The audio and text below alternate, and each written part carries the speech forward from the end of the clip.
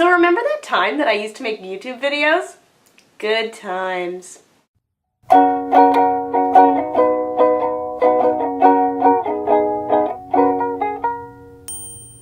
the funny thing is, I don't even have a good excuse for not making YouTube videos for the last month. None at all. None. I mean, yeah, I could say that my computer's been having a hard time holding all of my HD movies, but then again, I haven't gone out of my way to get an external hard drive. So basically what I'm trying to say is, I suck. But I want to try to make it up to you.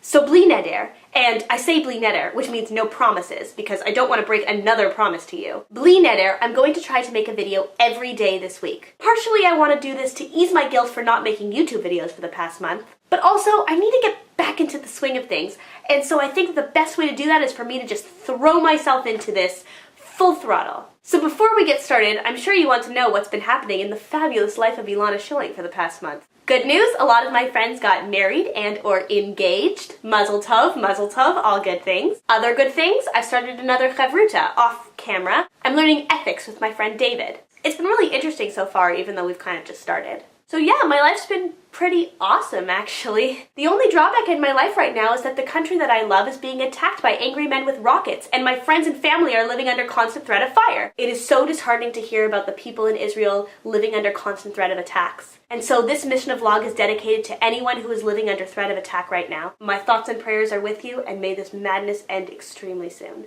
Now that that's all over and done with, we can talk about Mishnah. So when we last left off in our Mishnah, we were talking about the Shema. We talked about who's allowed to say the Shema, when we're allowed to say the Shema, when we're not allowed to say the Shema. In this Mishnah and the Mishnah to come, we move from the laws of the Shema to the laws of the rest of the prayer service. Prayer.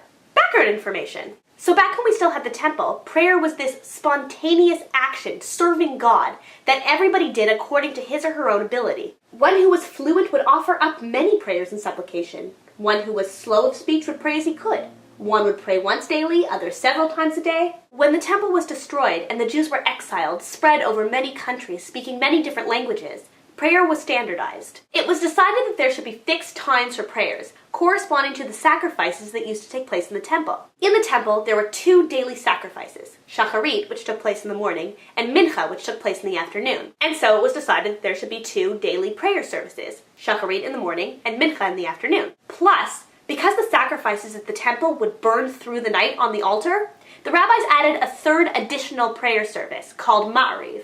And this is where we get the three prayer services that we still do today. Shacharit, which takes place in the morning, mincha, which takes place in the afternoon, and ma'ariv, which takes place in the evening. There's also an additional service corresponding to an additional sacrifice that took place on Shabbat and holidays, called musaf, which literally means additional. And like I said, this order and standardization was put place years ago and is still used to this day. And I find that kind of cool. Often it comes up in the Jewish community, the idea to change prayer, to make prayer more spontaneous, like it used to be. Often I've heard people say, I don't like being told when to pray. I like prayer to come from my heart. And there's definitely merit to that statement.